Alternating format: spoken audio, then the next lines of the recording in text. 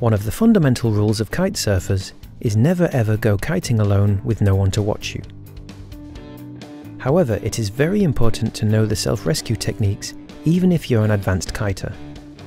There can be many things which lead to a self-rescue, but all of those different scenarios will result with the kite being in the water, not being able to launch anymore.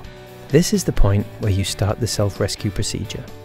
To avoid your kite from starting to fly up again while rolling the lines, the kiter has to release the second step of the safety system, the quick release on the bar. After this is done, the kiter can start rolling up just one line. In particular, the safety line which is attached to your safety leash. To make sure that the power is only attached to one line of the kite, and to avoid the kite starting to launch itself, you should start rolling this line around the bar first. A possible idea for not losing the board while performing a self-rescue is to shortly release the safety leash from the bar, pull it through the foot strap of the board, and then attach it to the bar again. Now you can start rolling all the other lines on the bar.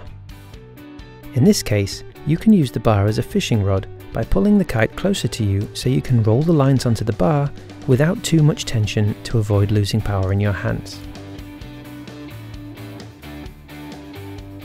When you reach the kite, you have two options.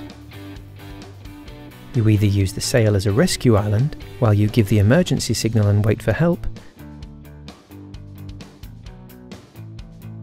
or you try to make the shore by yourself.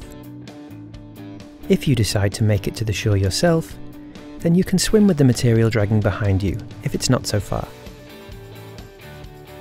For longer distances, we highly recommend to use the kite as an emergency sail. Follow up by turning the sail on its back.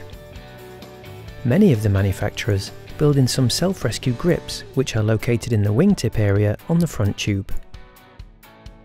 Try to grab these and let the sail pull you through the water on your side, and of course in the direction of the shore. Even though going upwind with this technique is not possible, you will still be able to drag yourself to a point on the beam reach, or on a downwind heading without too much effort. Like we mentioned before, these self-rescue techniques are an addition to your skill set. That doesn't mean that these methods can ever replace a good rescue system in place. Your VDWS instructor team wishes you a lot of safe fun on the water.